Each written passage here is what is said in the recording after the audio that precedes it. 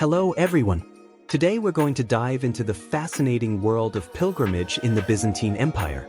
From the sacred journeys to Jerusalem and beyond, to the holy relics, miraculous icons and treasured souvenirs that connected the faithful to the divine.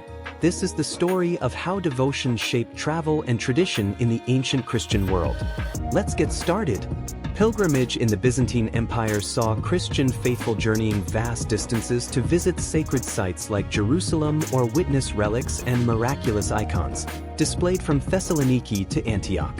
Well-traveled routes emerged, with monasteries and churches providing places to rest, eat, and find care. For many, the pilgrimage was their final journey, with Jerusalem becoming a hub for hospitals and hospices. Pilgrims often pre-booked tombs to ensure they could rest in peace at Christianity's heart. Origins and purpose of pilgrimage. Saint Helena, mother of Emperor Constantine, was pivotal in promoting Christian pilgrimage. During her 326 CE visit to the Holy Land, she claimed to discover the true cross, the very cross on which Jesus was crucified. Helena and Constantine, who visited Jerusalem in 335 CE, made pilgrimage a popular act of devotion.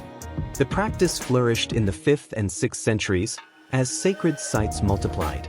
Pilgrims traveled to venerate relics, holy tombs, miraculous artworks, healing shrines, and even meet renowned holy figures. Unlike later views of pilgrimage as a journey of spiritual struggle, Byzantine pilgrims focused on reaching destinations and experiencing the places tied to Christianity's most sacred events, reaffirming their faith through direct connection. Challenges and continuity. The Arab conquest of the Levant in the 7th century disrupted pilgrim routes, but Byzantine armies reclaimed parts of the region in the 10th century, and the Crusaders kept the flow of pilgrims to the Holy Land steady. Constantinople also became a major pilgrimage site, drawing visitors until the empire's fall in the 15th century. The Holy Land. Byzantine pilgrimages often centered on the Holy Land.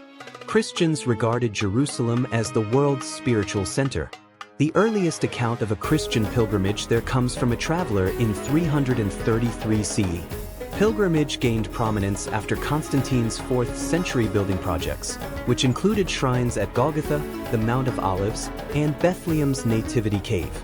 Jerusalem sites, such as the Holy Sepulchre, Gethsemane, and St. Mary's Tomb, attracted countless pilgrims. By the 4th century, the city had 34 sacred locations, and more were added over time. Nearby, Bethany's tomb of Lazarus and relics like the Cana jugs and Christ's childhood notebook drew visitors. For many, the Holy Land wasn't just a destination but a final resting place. Pilgrims sought to spend their last days in this sacred region. Hospices, monasteries, and rented houses sprang up to accommodate them, fulfilling the church's mission to support pilgrims, especially those unable to pay their way. A network of sites. While many pilgrims aimed to reach Jerusalem, their journeys often included stops at shrines dedicated to important Christian figures. These sites honored saints, martyrs, and those who had witnessed Christ's ministry. Many were part of monasteries that maintained the shrines and provided lodging for weary travelers. Pilgrims moved slowly, traveling on foot or by donkey, while ships offered faster routes. Even so, significant distances often remained. For instance, a journey from Jerusalem to Mount Sinai, where Moses encountered the burning bush and received the 10 Commandments, could take 2 weeks.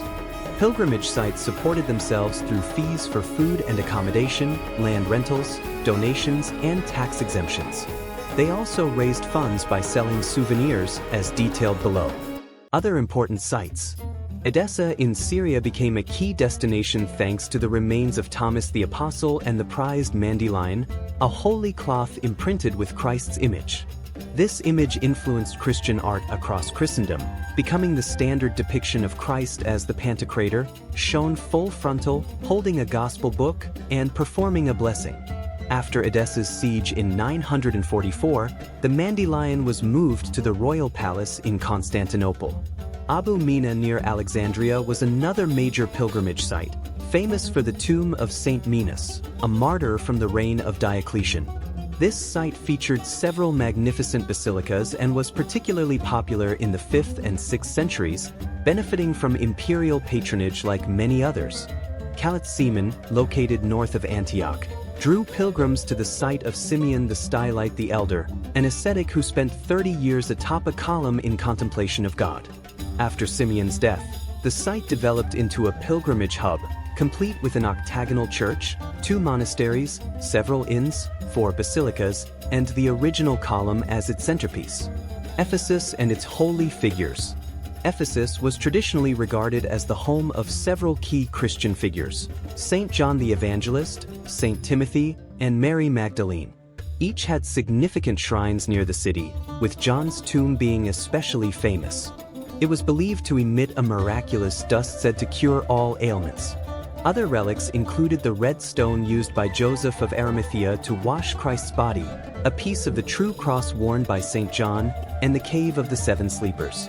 This cave was linked to a miraculous story of 7 Christians who, fleeing persecution in the 3rd century, slept for 2 centuries before waking. Other major pilgrimage sites. Pilgrims' journeys often included stops at sites like Seleucia in Asia Minor, associated with St. Thecla and its fortified monasteries, or Hierapolis in Syria, where Philip the Apostle was honored. Ucata in Central Asia Minor was famous for St. Theodore, while Myra in the southeast celebrated St. Nicholas. Rome drew pilgrims with the tombs of Saints Peter and Paul, and Thessaloniki boasted a massive basilica dedicated to St. Demetrius. Constantinople, however, was a major pilgrimage center, especially as relics from other cities were moved there for safekeeping. For instance, Jerusalem's treasures were taken to the Byzantine capital when it faced threats from Arab caliphates. These included the mandylion, the true cross, the crown of thorns, and relics of the Virgin Mary and various apostles. The city even had the first icon said to be painted by St. Luke.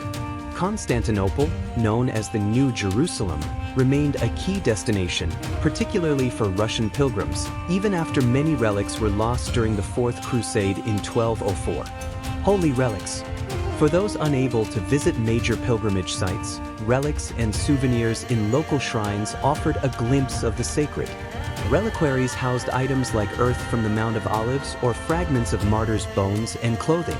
Some contained pieces of the true cross, brought back by Saint Helena and spread across Christendom. These relics, often displayed only during rare public processions in ornate gem-studded containers, drew pilgrims from near and far. When original relics were scarce, secondary relics, known as brandia, became popular. These included items that had touched holy relics, such as oil. Even icons carried spiritual significance. They were said to bleed, weep, or display miraculous movements in response to prayers. Access to relics, whether firsthand or symbolic, gave pilgrims a sense of connection to the holy figures they revered. Pilgrim souvenirs. At many sacred sites, pilgrims could buy souvenirs to take home, with the most popular being blessed oil, water, or earth from the holy location itself, or substances that had been in contact with a holy relic. These were stored in distinctive flat circular bottles called pilgrim flasks ampullae. Often highly decorated, most flasks were made of terracotta, though finer ones were crafted from tin or lead. The contents were believed to serve as amulets, medicines, or even miracle cures. Another common souvenir was small discs made from pressed, sanctified earth. These medallions, often stamped with blessings or saintly images, served purposes similar to the flasks. Pilgrims of Simeon the Stylite, for instance, could obtain small tablets stamped with his likeness. Painted panels, ivory carvings, and engraved prints were also popular. Like the medallions, these items were believed to have touched a holy person's tomb or relics, or simply to carry sacred significance as representations of the figure. For wealthier pilgrims, there was the inculpion, an ornate necklace containing an icon or even a fragment of a holy relic. Regardless of the form, these souvenirs provided pilgrims with a tangible link to the divine. Many believed these items would protect them during their perilous travels and help ensure a safe return home.